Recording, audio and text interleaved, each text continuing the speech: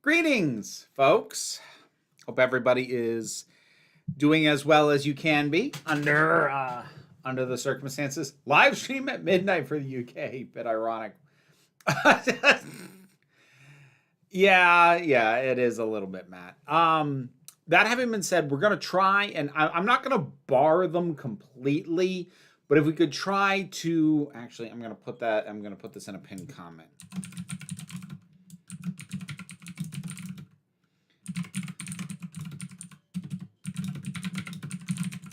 So if we could try and minimize Doctor Who spoilers, not everybody gets to the new episodes right away. I'm not saying that you can't ask me any questions about it. You know, obviously my review went up earlier today, but let's not have it. Let's not get into too many of the specifics if it can be helped. I already feel a little bad. From some people who apparently clicked on my review thinking that they'd have more of a heads up before the spoilers start, and the opening joke on the video was a spoiler. So, yeah.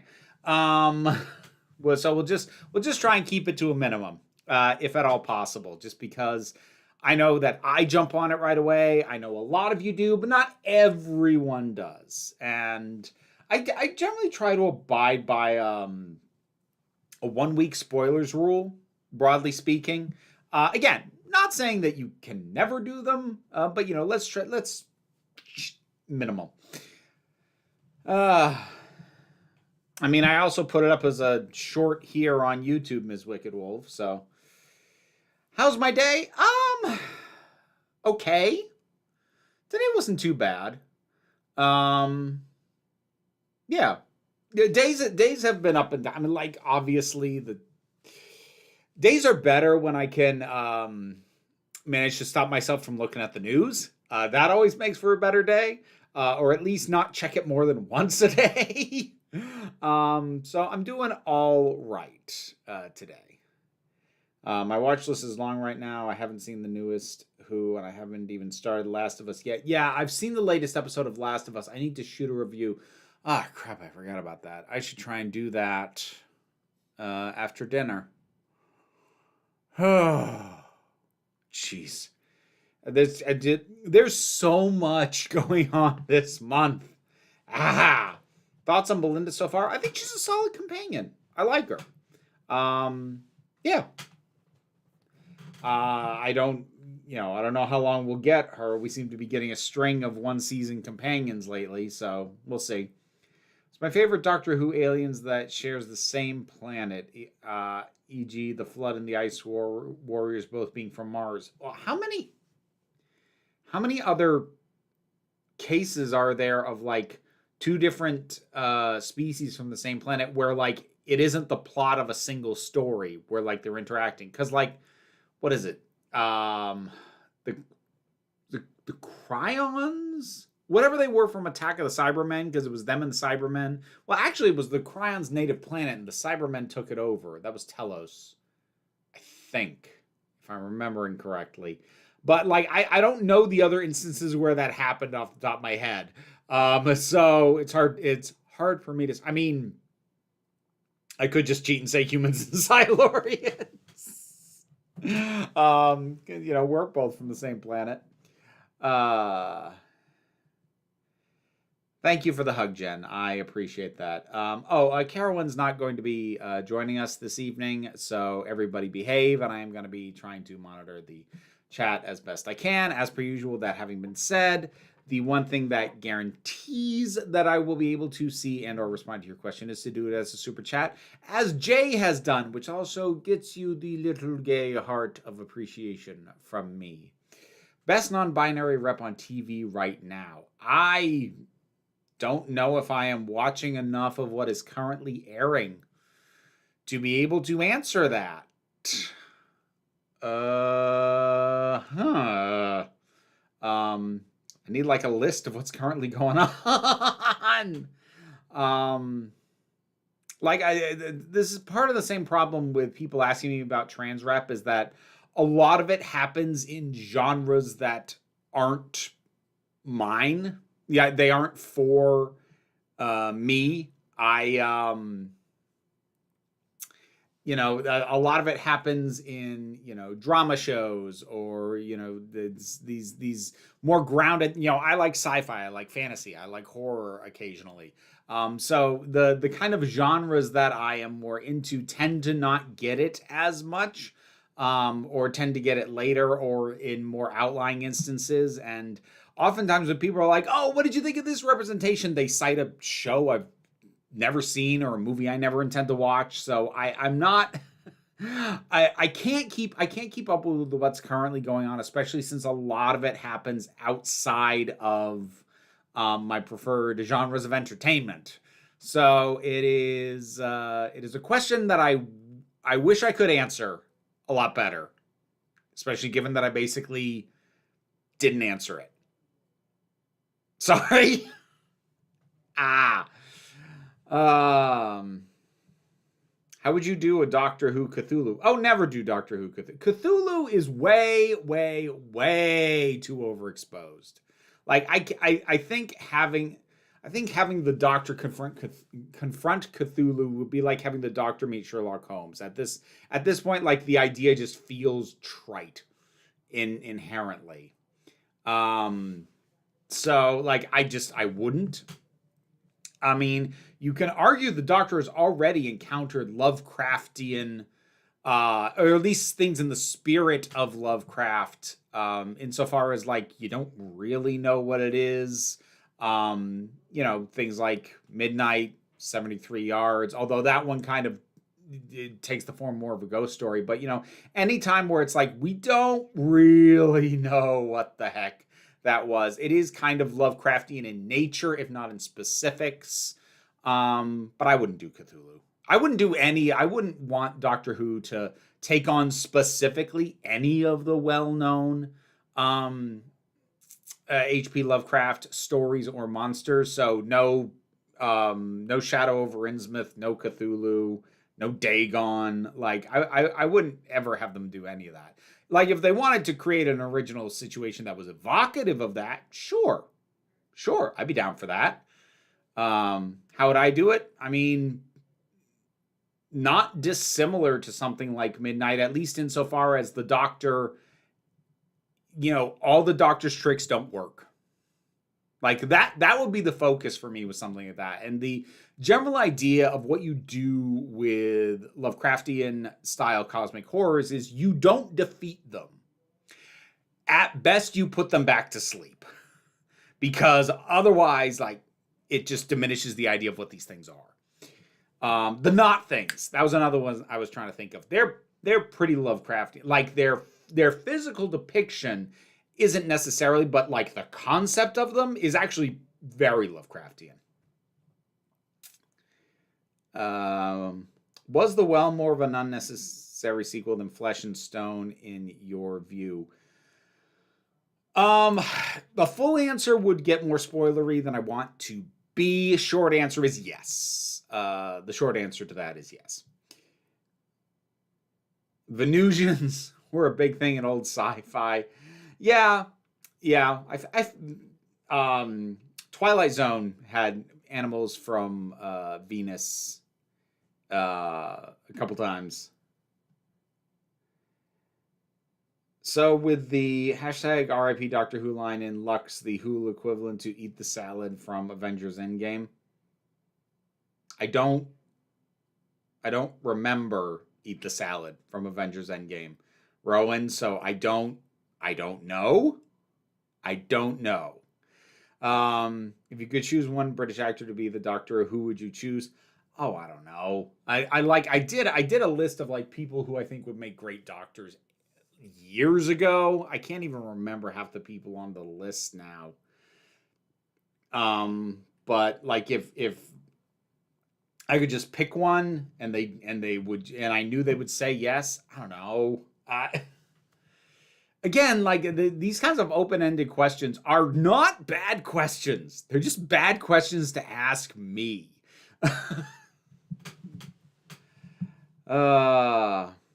Just started Game of Thrones with my cousin. It's our new show to watch together. There are a lot of characters to keep track of. I remember having trouble. I remember early on in Game of Thrones frequently confusing the multiple young dark-haired men with beards. So like Rob and Theon and John, and I'm like, okay, wait, which one were you again? You figure it out eventually. But yeah, initially I did have a little trouble keeping all of it, which was actually why I never had any interest in the books. I'm like, I have enough trouble keeping them straight when I can see their faces. There's no way I'm going to remember who's who if all I have to go by is the written name. I'm never going to keep track of this. So that's part of why I made the decision, like, I'm not even going to try and read these books. Which has been your favorite Black Mirror Season 7 episode so far? Well, the thing is, Antonio, though I'm releasing the reviews one per week, I've seen the whole season, and I've already shot the reviews.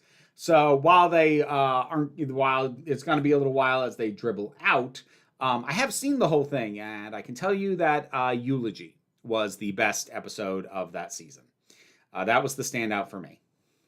No worries. Thank you for your answer. Sending love from the UK. Okay, thank you, Jay. That's reassuring that you didn't feel like you wasted your money. Any more British soap reviews coming? No, Jen. I'm done with those, at least at present. I'm really nervous because a lot of people in the comments were like, ooh, somebody should commission her to do these next. There's enough people that I think I'm a little nervous that once they realize the person who commissioned this stuff was done, that it's either going to spur that commissioner to come back with more, or people are just like love the idea of me being baffled by the stuff that other people are just going to swoop in and like, let's make her watch this. I mean, you're paying for the privilege, so fair enough, I suppose. Coyote Azul. Ever been to a Ren fair? Ever been? Sweetheart, I have won multiple archery tournaments at Ren fairs. My partner and I went to our local one last Saturday. I hope you had fun. I try and get to the Ren fair as often as I can. Around here, we have both a winter and a summer Ren fair. The winter one's indoors because it's too damn cold. But I do try and get to both. I love the Ren fair. I love the Ren fair a lot. It's not Cthulhu. Mask comes off. It's the master again.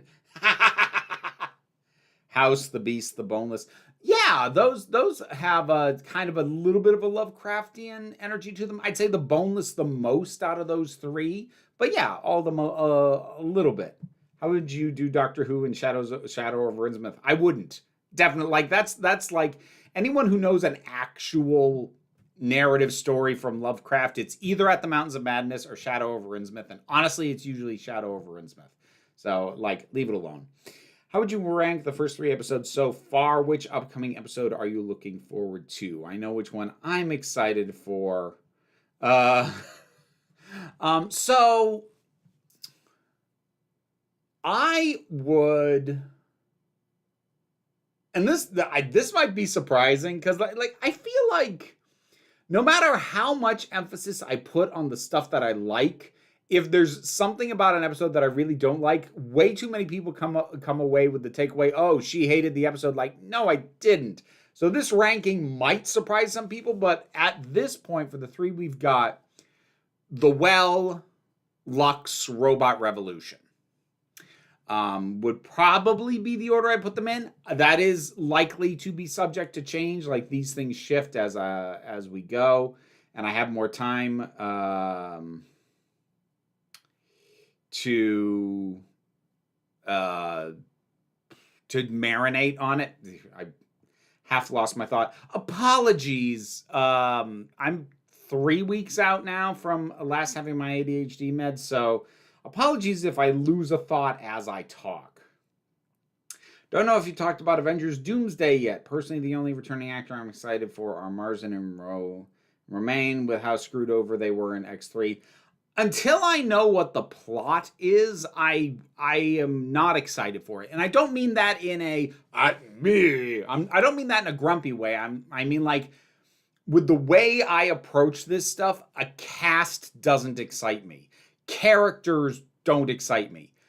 What are you doing with them? And it's too early. We don't really have a sense of what that is. So Like, I'm curious as to how they are going to justify a cast this size. Like, Infinity War and Endgame, the threat of Thanos justifies it. Doctor Doom, not usually. So I'm more curious to get more of a sense of the plot and atmosphere and energy to the thing before I'm even going to allow myself to get excited. Ian M. Banks or Adrian Tchaikovsky's writing style, do you think it's good to put humor and otherwise very serious sci-fi? Yeah, I think it's good to have injections of humor in literally anything.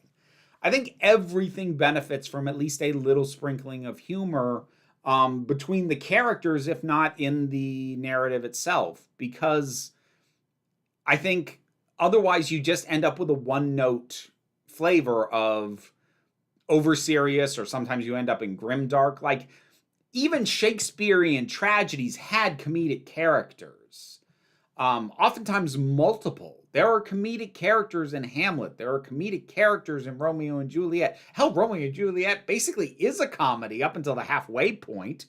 I think that stuff absolutely has a place in serious things, because it's, at least for me, stuff becomes harder to take seriously if you take it way too seriously. If you take it so seriously, you don't think it's appropriate for even the characters in universe to occasionally crack a joke, then I have a harder time taking you seriously.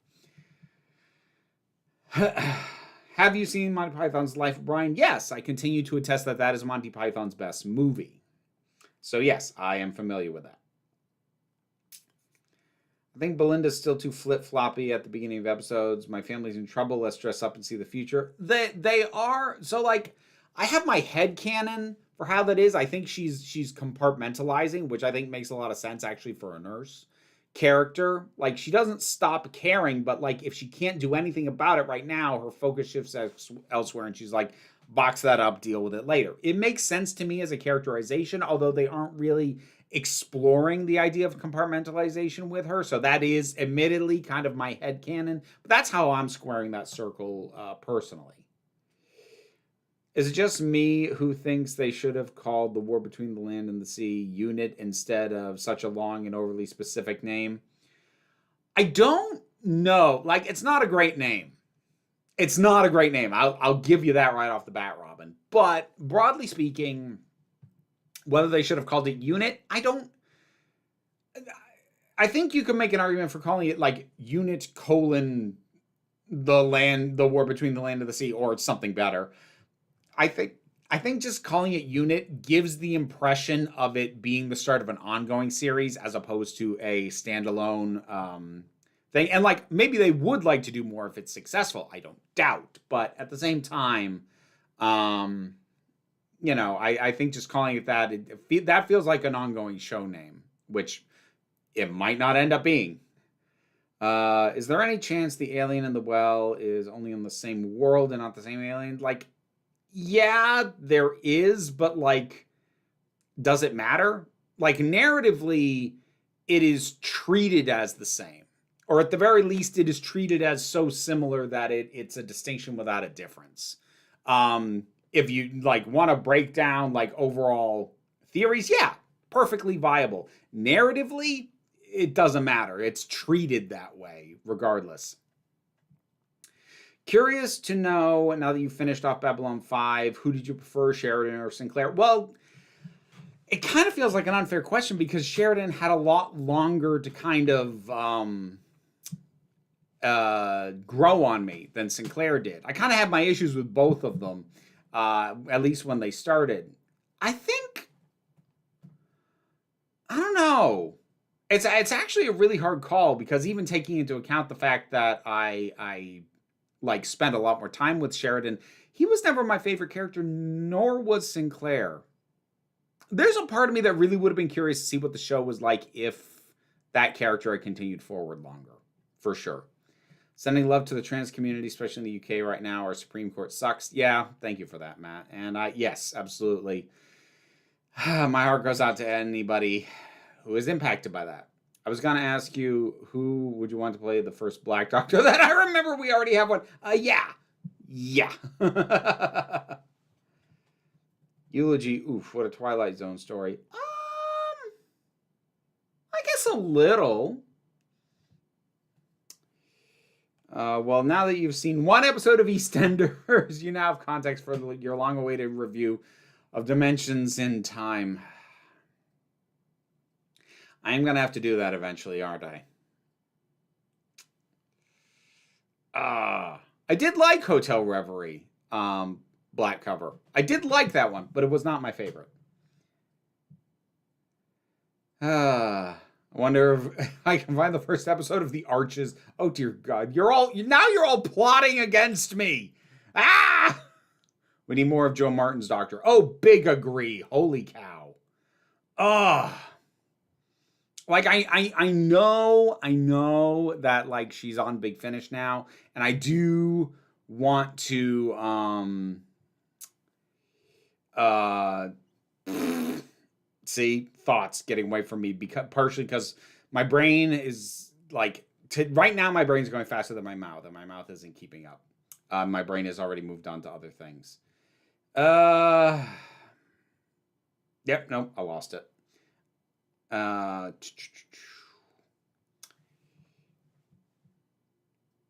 Our Ren Fair is only 2 or so months long. I ended up pulling my ab muscles running from one end the other to find out I forgot my ATM check. Only 2 or so months long. The Ren Fairs where I am are one weekend. They don't keep going. I think that's part of why they have it twice. I would not particularly care for that old web shooter, like bringing it back. Like, if you're talking about bringing back something a third time that I didn't think should be brought back a second time, I don't see how that's going to fix anything. I did see the end of Iddy's Lantern. I still haven't seen your video, so I don't know if your opinions are going to be the same. But I hated that episode. Yeah. You and I hate it for very similar reasons.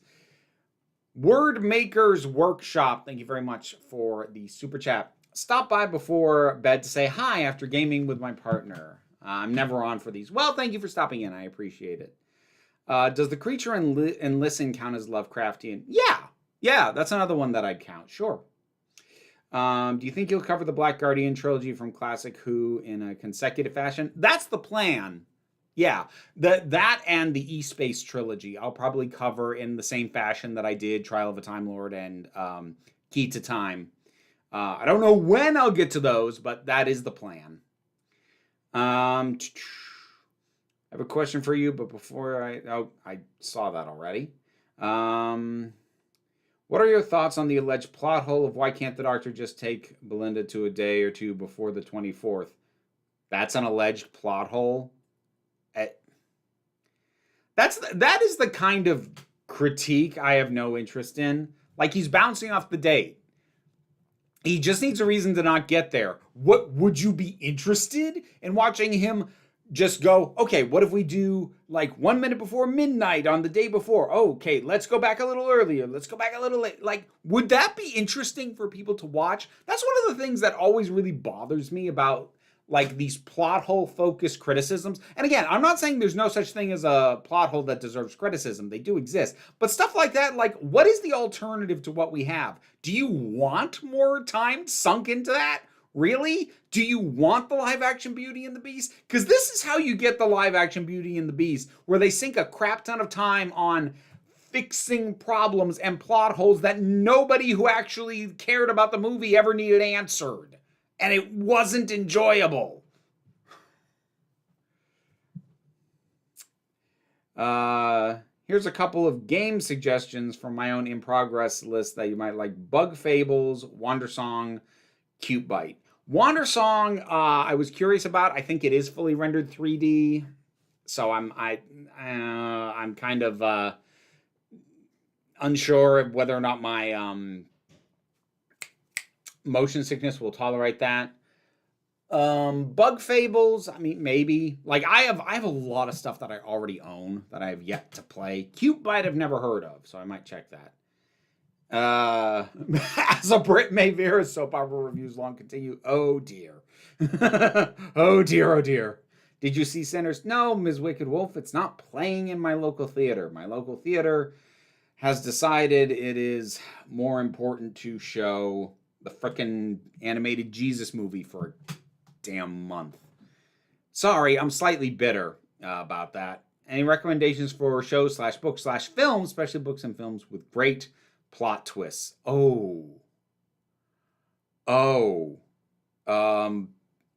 Probably.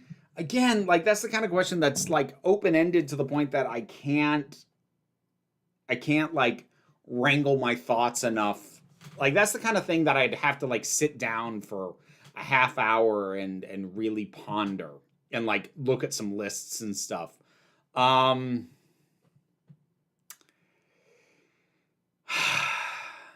Nope. Sorry, I'm not going to be able to pull something together on stream as an answer to that.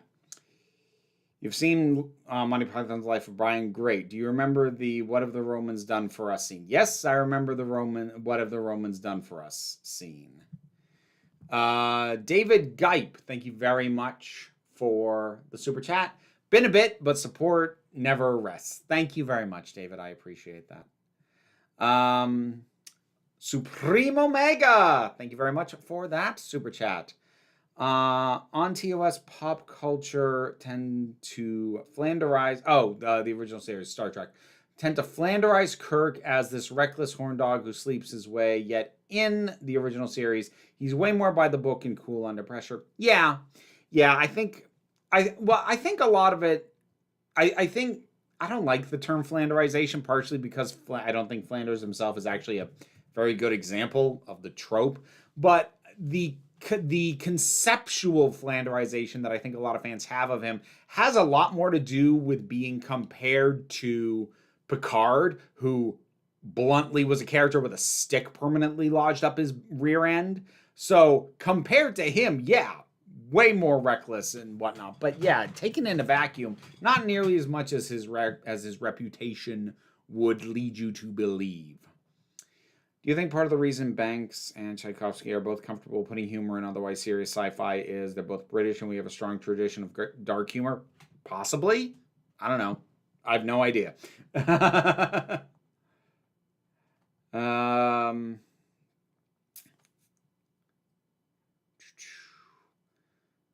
Also, the till you're 90 jokes from Deadpool and Wolverines hit different considering Ian McKellen will be playing Magneto till he's almost 90. Yeah.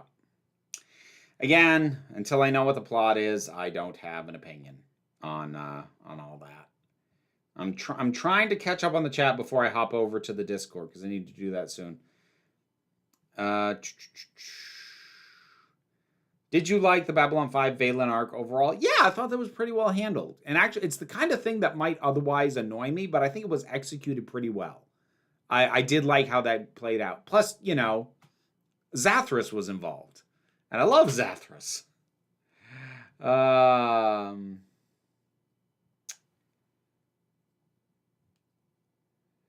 Do you think the "What have the Romans ever done for us" scene reeks of colonial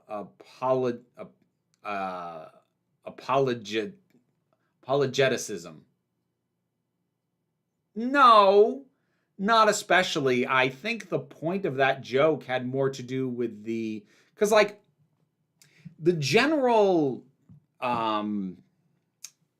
jokes had at the expense of the People's Front of Judea is largely that it's never that they're wrong in their intent or that their goals are bad, but just that they have no idea what they're doing. They get bogged down on all the wrong things. I think that moment speaks a lot more to the kind of just getting hung up on the wrong issues and details, things that the group is constantly doing.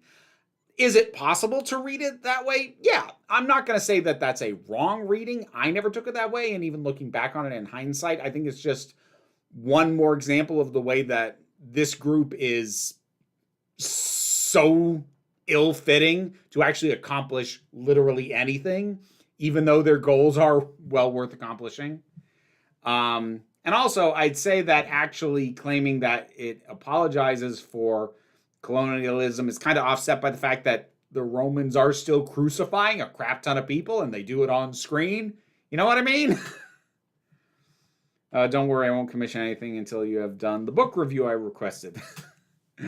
Thank you, Jen. I appreciate that. It's a top, Ms. Wicked Wolf. It is not a dress. How do you feel about stories where we're only supposed to care about a villain because they're a family member of the hero? The shonen I'm watching is doing a plot where the hero is trying to redeem the main villain because he finds out he's his little brother. I tend to find, especially when it's played as a twist, I tend to find it trite more often than not. It's really overused and overplayed. But like any overplayed trope, that is not to say that that it can't be done well.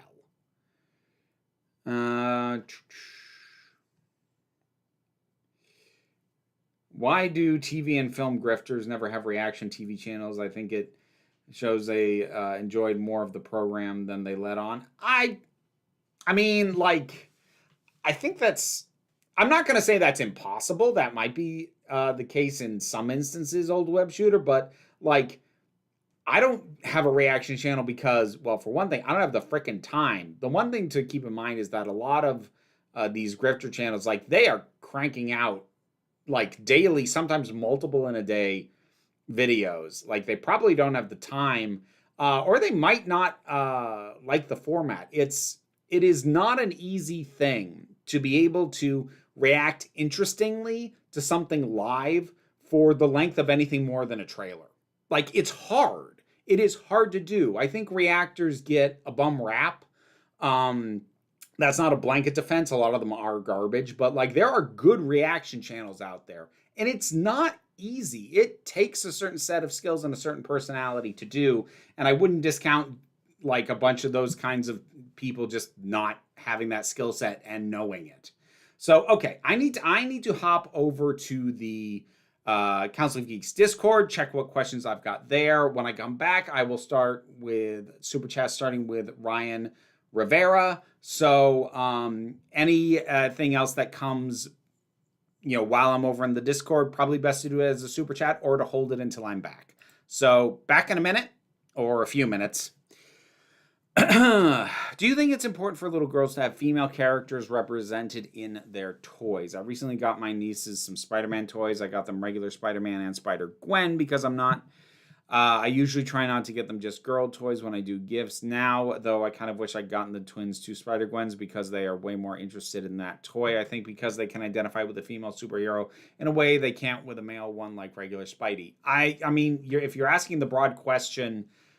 I don't know. On a case-by-case basis, I don't know. It's going to depend on the kid and also what age they're at and where they're at as far as overall things. Do I think it's important for young girls to have access to stuff like that so that if it connects with them, they can gravitate towards it? Yes, absolutely. That's what I'll say to that.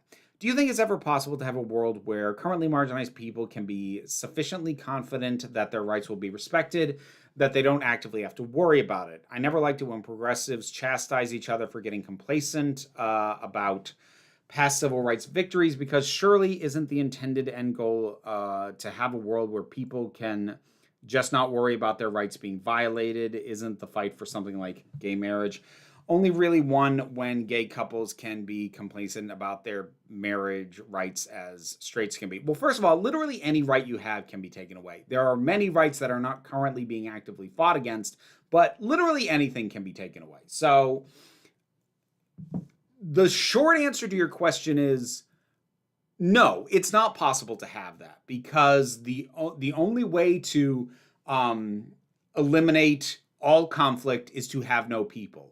If there are two human beings alive, they will find a reason to conflict. So the only way in which there is zero threat to rights is if you have somehow purged all the people with a view that it shouldn't exist. And there is no version of that I am comfortable with, and I wouldn't really feel comfortable with anyone who thinks that's a good idea. That having been said, if you're talking about the idea of shouldn't people be allowed to relax once they've achieved these things? Yes. I'm not saying it needs to be the job necessarily of the marginalized communities to be actively guarding the rights that they have gained, but it does need to be somebody's job.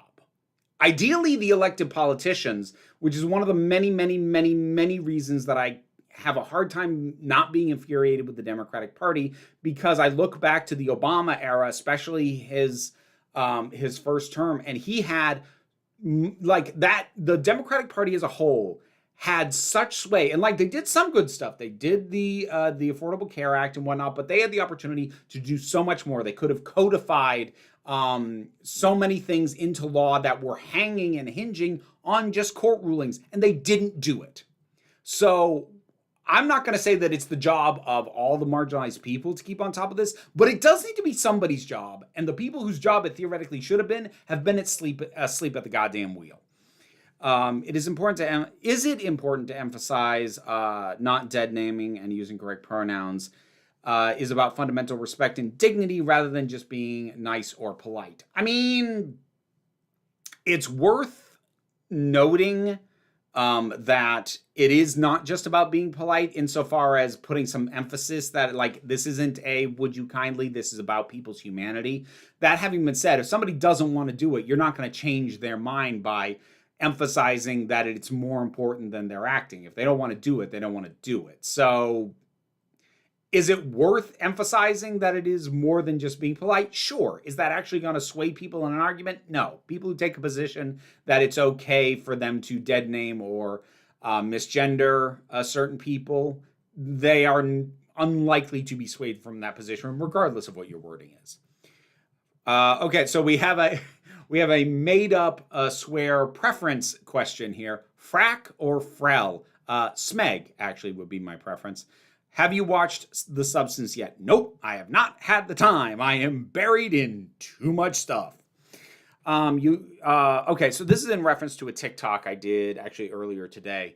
You listed the Happiness Patrol and the Green Death as moments of political commentary in Doctor Who Classic. What are some new Who examples of a similar level of brickbat subtlety? Oxygen leaps to mind, certainly. There was zero subtlety in its political stances, and it was all the better for it. Turn Left is not subtle at all. And especially the more that you think about like what going left politically means, like that ain't subtle. So that's two off the top of my head. I could probably think of more if I spent more time on it. For those moments when you have to wear a bra, have to try and make me.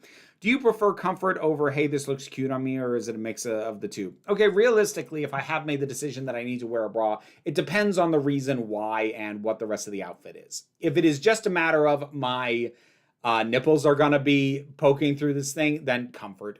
Sometimes I will wear a bra for a push-up effect if I'm wearing something that dips down sufficiently to be worth that. Have you seen my moss-colored 3-handled family credenza? No, I have not. With the Robot Revolution getting mixed reviews and dropping 20% of viewers going into the next episode. Great. Ratings questions. Okay. Do you think it's time for RTD to start hiring a guest writer to write his openers? I honestly, while I have gotten more good stuff out of the return of RTD to the show than I thought I was going to get, I really just want the show overall handed off to somebody else. Not that he's doing bad work, but like I think we would do better to cultivate new voices, new perspectives, new showrunners. So, do you think it was a mistake for the Doctor Who team to somewhat spoil that there was going to be a surprise? No, to spoil that there's going to be a surprise sequel this season and showing. I'm not going to say specifically what it was, but yeah. So, was that the reason? Okay, so apparently it was the title reveal video had a specific visual element that clued people into what it was doing. I had wondered what it was that made people so damn certain. That was it. Oh, okay. Yes, I think that was a mistake. I don't think they should have said that. I mean, like they should know this fandom well enough to know that if they drew any attention to it, the people were going to figure it out immediately. So yeah, I don't think they should have done that. I've been doing some research into poll results for everyone's favorite episode of Doctor Who, and what I found is that websites that allowed users to assign ratings to episodes and rank them in order of average scores, such as IMDb and Radio Times and Doctor Who TV, all rank Blink in first place. However, Doctor Who Magazine, which allows readers to get a vote to give a vote to each of their 5 favorite episodes, has Heaven Sent in first place, with Blink only being in fourth. Amongst episodes of New Who. Why do you think that's the case? I mean, do you want me to break down the statistics for you? Basically, what it comes down to is that when you have that kind of ranked voting, or you can just vote for your top 5, it helps resolve split vote issues. So, like, a lot of people really love Blink and have Blink as their number 1, but people who don't love Blink, or who like it but don't think it's the best thing ever, probably don't even have it in their top 5. So the way that a spread like that happens is, by raw number, the number of people who put it as their number 1 is probably higher than any one singular group that's coalesced around any other episode. But when you do that kind of multiple thing, what you'll have ones that show up on more people's lists, even if it's not always at the number 1 spot. So basically what something like this means is that there were 3 episodes that were in more people's top 5, not necessarily their number 1. So that's like why you get different results when you run polls in that fashion. Okay, and I'm hopping on back to the chat. Whew! All right, where were we? Ryan Rivera, thank you for the super chat. Much appreciated. All my favorite Doctor Who live action moments come from outside episodes. Time Crash, Meanwhile in the TARDIS, Time Flight, Night and the Doctor. Have you seen these? If so, which do you like the most? Oh yeah, I've talked about all of these at various points. I like Night of the Doctor. Out of those, I like Night of the Doctor best, personally. But they're all fun. They're all pretty good. Hold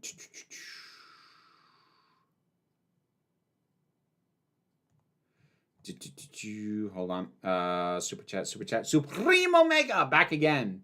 People tend to forget, but the original series of Star Trek is a very Twilight Zone where anything in space can kill you. So it makes sense Kirk would bend the rules time to time. Yeah. The original series could get kind of dreamlike at times. The original series was not particularly hard sci-fi. It got weird in ways that were fun, but were also very 60s. Battery about to die before I go. I have a Big Finish recommendation. Invaders from Mars. 8 and Charlie visit 1930s America around the time of the War of the Worlds broadcast. Interesting premise. I don't know when I'm going to have time to get back to Big Finish stuff, but interesting premise.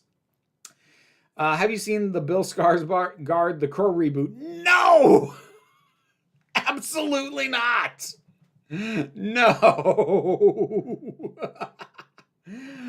Phil Paget, comedian, thank you for the super chat. Much appreciated. Do you have a favorite Star Trek original series episode? The thing is, like, I've only seen a sporadic sampling of the original series, and a chunk of them I cannot remember the names of. I mean, I'm just going to be a basic bitch and say City at the Edge of Tomorrow, because that one I know I've seen and I know is good. But I can't even remember the names of a big chunk of the ones I've seen.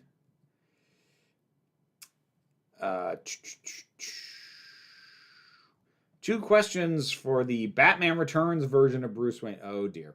Firstly, how did you get planning permission for that light reflecting system on your roof? Secondly, are you Batman? Yeah, like, I mean, it's Tim Burton. Logistics aren't, like, he cares about aesthetics more than he cares about logistics, so that's just the kind of thing you're gonna get. It's weird that there are now, like, mainstream toys and merchandise of Spider-Gwen. Given before 2018 she was an obscure alt-universe character. I mean, obscure characters can come out of nowhere to become really popular actually quite easily when it comes to comic books. If they are marketed well, or if they really connect with the fans. Yeah, like that. This is how you get fan favorite characters. A lot of times, they oftentimes they're just latching onto an idea, and then the comic creators or the editors, the editorial staff or what have you, just go like, ooh, maybe there's something here. Maybe we can do more with that. What is a TV show you feel defined your childhood when you were younger? I am a bad person to ask that, Tatiana, because I didn't really watch that much TV as a kid. I mostly watched movies when I was young.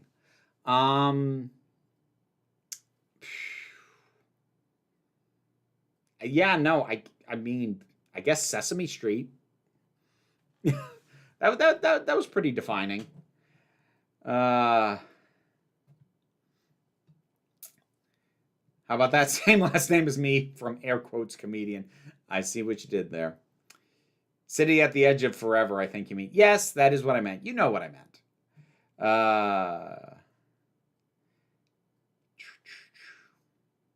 I think whoever it is who voiced Patches in the Dark Souls game would make a good master. I don't know who that is, so I'll have to take your word for that one, Robin. Too bad you've already seen how Adric does. Yeah, I covered that one. I think I might have still been putting classic Doctor Who reviews on the main channel back when I covered Earthshock. So that was a while ago. Trying to think. Oh, you know what I got to do? I got to figure out what I'm going to play on stream tomorrow over in the break room. I feel like I had something set aside. Hang on. Nope. Oh! I was going to play None Holy, which looks interesting. Yep, well, we'll go with that. I think this is a game that looks interesting. So that'll be what I'm playing on stream tomorrow.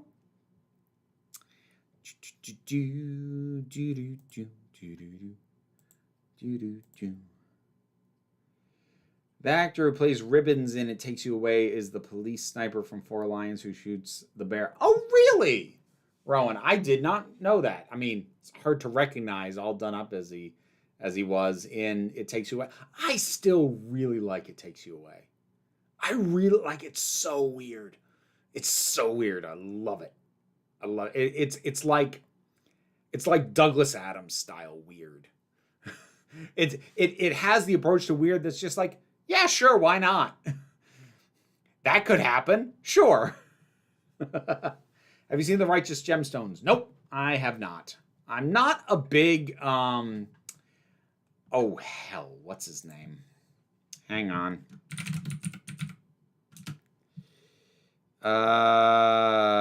Danny McBride. I'm not a big Danny McBride fan. I don't think he's bad or anything, but he has never really connected to me. He's one of those performers where I'm like, I see why people think he's funny. I don't. So his presence kind of put me off it. The reason why I asked if you had seen The Crow was because your trailer reaction on your break room channel looked like you were interested. I think I was trying to be optimistic. Realize that me watching a trailer is no guarantee I'm going to see the thing. I also watched the trailer for Why the Last Man. I don't even think I watched the first episode of that thing. So, like, me watching a trailer is no guarantee that I'm going to keep after something.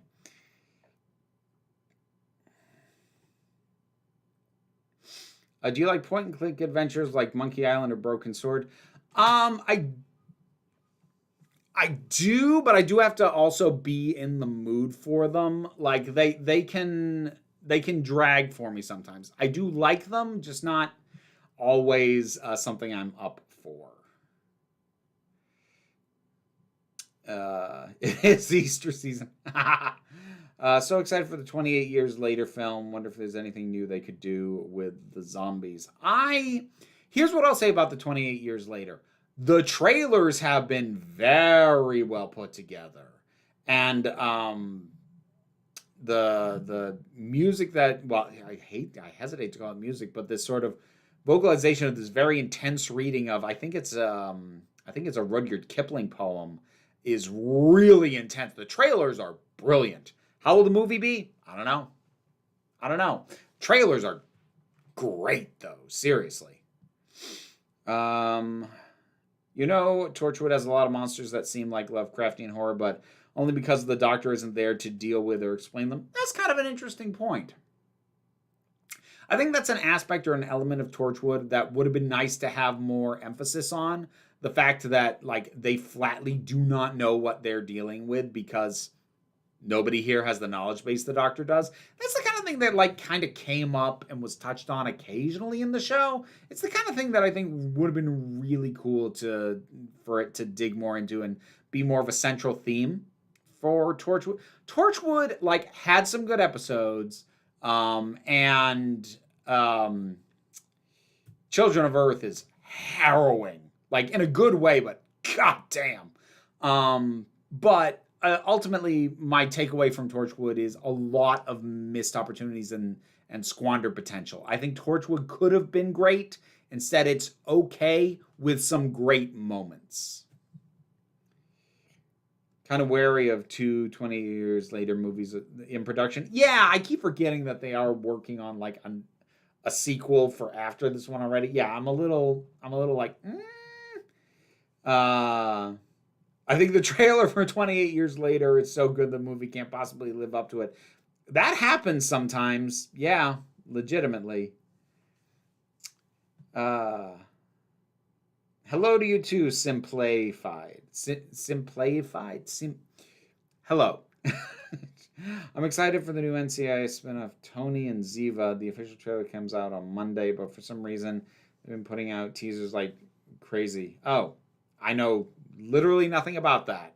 Not really my genre. I had a period like 12 years ago. No, more like 15, where I was kind of into procedurals for a while. But I kind of got tired and burnt out on them. And I even fell off the shows that I was watching. I was watching Castle, and I would watch the Law and Order marathons that TNT would do. And I started watching Elementary, and I'm like, I think it was 4 or 5 episodes into Elementary. I'm like, I am so burnt out on the procedural format that I'm finding myself bored by a Sherlock Holmes show. And it's one where, like, I like Sherlock Holmes, and this is a real good portrayal of Sherlock Holmes, but I'm still bored because of the format. And I haven't really gone back to procedurals as a format since then.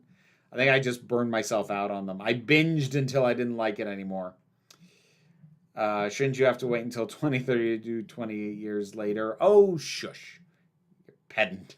I know which scene from the original 28 Days Later probably gets to you since you're a parent. I'm not sure which scene, because I have not rewatched that movie in a long time. I own it.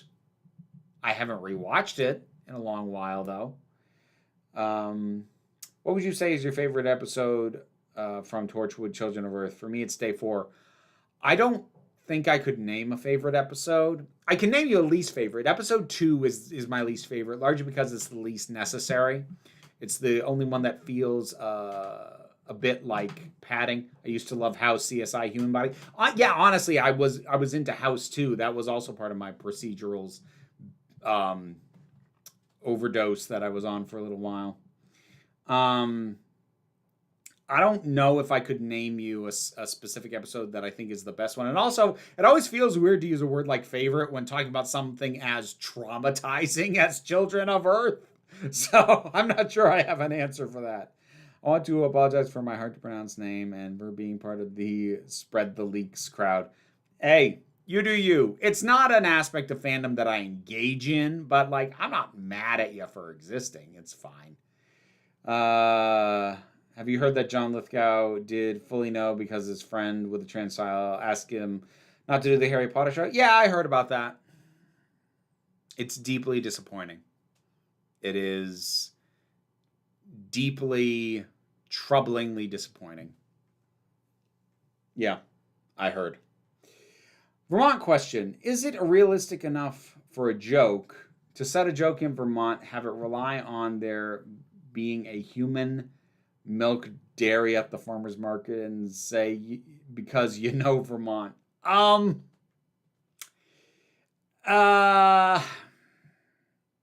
Short answer, no. Yeah, the short answer to that would be no. I think here's the thing.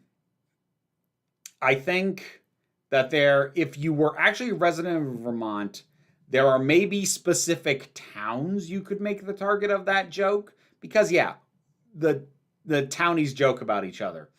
But like as a state thing, no, I don't think that works. The actor who plays Sherlock in Elementary is now a New York firefighter. Really? Johnny Lee Miller is fighting fires. Huh. The bit with Brendan Gleeson and his daughter after the blood gets in his eye. Oh. I mean, I think that would have bothered me a lot more if it had happened to the daughter than it did to him. But again, I haven't rewatched it in ages. We are going to be wrapping up in about 4 minutes. 28 days later, technically not a zombie movie since the infected are alive still. It is a zombie movie. Like that, again,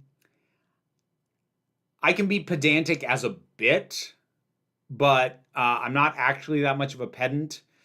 To paraphrase something Yahtzee Croshaw said, a zombie apocalypse is not about whether or not they are actually bodies that have gotten up and started, bodies of the dead that are attacking the living. It's a zombie apocalypse is a vibe. It's an energy. It's about overwhelming hordes. It's about spreading the infection from the monsters to normal people. Like, these are the core essences of a zombie horde. You could change. You could remove the fact that it's specifically, raised dead or whatever else, and just replace it with koala bears, but have them behave the same way, and it would still feel like a zombie apocalypse. So it's a zombie apocalypse. Forgot the Ninth Doctor's in 28 Days Later. Yep, and not a nice dude in that one. The character, not the actor. Christopher Eccleston seems lovely. John Lithgow, I don't think Harry Potter should get me criticism. Yeah, I'm sure you don't. Yeah, I might. Whatever benefit of the doubt I was trying to give the guy is gone. I have lost a lot of respect for him for doing this and now defending it. Which, like, Jesse did a video on this. He's defending it with the help of the Hollywood press. Like, there was a piece in Deadline. Again, Jesse did a whole video on this, but there was a piece in Deadline that was like, John Lithgow addresses, controversy of his casting in Harry Potter, and they talk about the fact that he's American, making it look like that's the controversy, like that's the issue. They're helping to whitewash this for the sake of the industry. The show as a whole is going to use him as a shield because he's a very affable, well-respected man. They're going to use him to deflect and redirect so much criticism, and he seems to be a very voluntarily and happy to play along with that. And yeah, I've lost a lot of respect for him.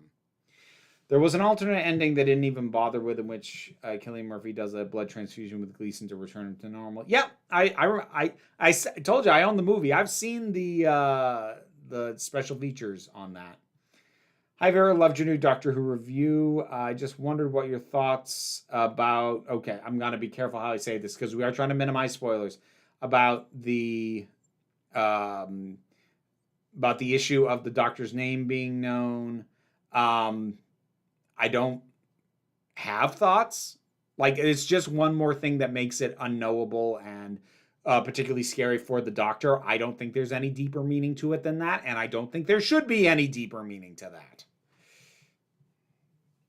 Actors these days seem to be more opportunists than anything else. Well, don't mistake it. Professional actors have to be opportunist. Like reaching that rarefied strata where you have your choice of roles rather than having to jump on whatever's available, that is a fraction of a percentage of actors who get to do that. So make no mistake, they are all opportunists, but you know, their willingness to sell out any potential values or broadcast the fact that they never had those values is still disappointing, because whether you're opportunistic or not, and again, to make it in acting, you have to be, or you have to be, you know, a Nepo baby. But there are still things that it's like, you didn't have to do, you didn't have to lick the whole boot. You know what I mean? So I am going to wrap it up. So tomorrow I will be streaming in the Break Room of Geeks, which is my secondary channel. I will be trying out the game Unholy. So we'll see how that goes. I'll be streaming that tomorrow from 12:30 to 2:30. That is Eastern time. I will try and have reviews for The Last of Us and new Andor episodes.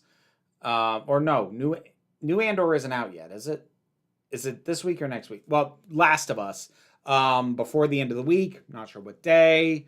The Saturday video, which is going to be going live to Patreon members, either later this evening or tomorrow morning, as well as YouTube members, is going to be depressingly on Neil Gaiman somehow finding a way to take a new dive into the depths of how much worse can this guy get.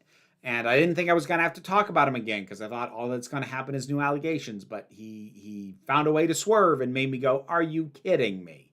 So that'll be Saturday's topic. And then hopefully we can start having fun Saturday topics again. I don't want Saturday to be a depressing day for videos, but that is what is coming up. So thank you very much for joining me on this.